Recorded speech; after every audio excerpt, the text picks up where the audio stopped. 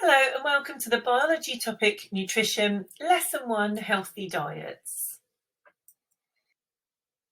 We're going to take a look at different diets and what makes up a healthy diet and a balanced diet. So you've got breakfast with granola, fruit and yoghurt. You've got a roast with gravy. You've got a curry, I think it's a chicken tikka masala, and you've got a traditional fish and chips.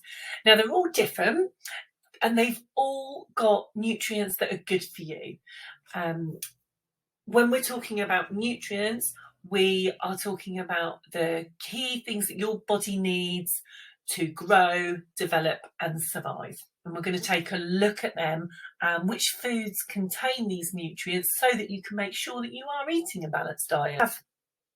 Obviously, with the 4 images here, if you eat just some of these foods, you are not going to have a balanced diet, because one of the things that many of these are missing are fruits and vegetables, which we'll talk about in a bit more detail later on in this lesson, looking at vitamins and minerals, which are key.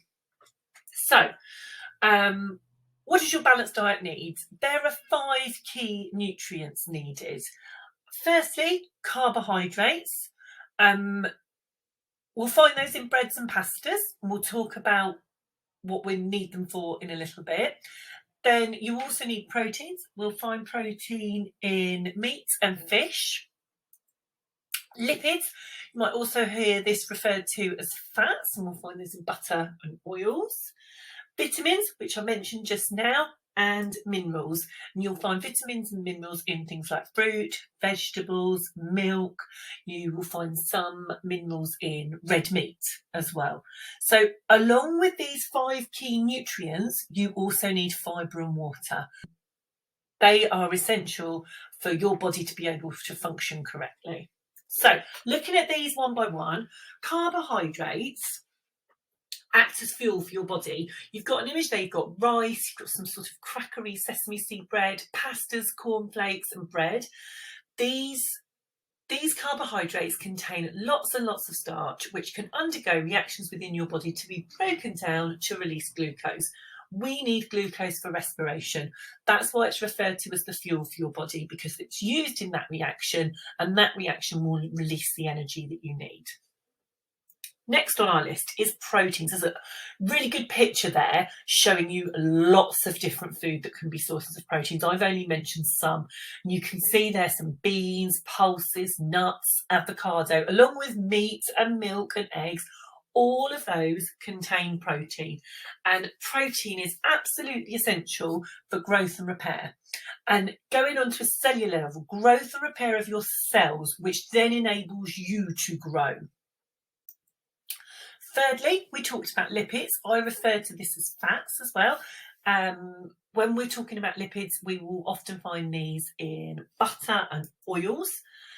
They're the store of energy. So if you run out of the carbohydrates, it's the fats that can then be used to be broken down, to be used in a reaction to release energy. So vitamins. The image there is to show you lots of fruit and veg. All sorts of different fruits and vegetables will contain different vitamins, and different vitamins have different roles. So I've listed some here: vitamin A, B, C and D. Vitamin C, vitamin C you'll hear a lot said about, because we talk about it in orange juice and a lot of the citrus fruits. It is essential to prevent a condition called scurvy. Now, vitamin A helps against natural defence, and vitamin B is needed to help your body function properly, keep your cells functioning properly. Okay, minerals. Calcium is a mineral we talk about an awful lot. Each mineral has a specific role, but calcium is found in milk, and it will help teeth and bones develop and strengthen. It's really essential for that. If you haven't got it, or you have a lack of it, you could find you end up with weak and brittle bones. We're talking in extreme cases here. Iron is another mineral. It's found in red meat, and it's needed to help blood, and when it's present, it will help prevent anemia.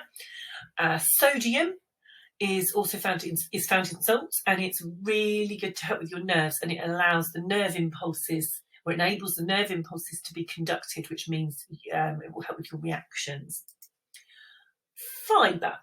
Now, you need your fibre to help your digestive system, okay? It's often found, we've got some pictures here, it's often found in vegetables and cereals. Some pulses will have it as well, and it keeps food moving. It will also help remove what you don't need, which is really important. And finally, remembering we mentioned fibre and water as two additional important things in your diet. Now, water is needed to keep you hydrated, okay? Over 75% of your body is made up of water. All our chemical reactions in our body require water, so it's essential, okay? If you become dehydrated, your body will not function properly. So you've got to have it there to keep going. Now, that's your nutrients, and your two other key factors, which are your water and fibre. You have to know where you find those and what they do. So which foods have those nutrients present, and what's the function and importance of those nutrients?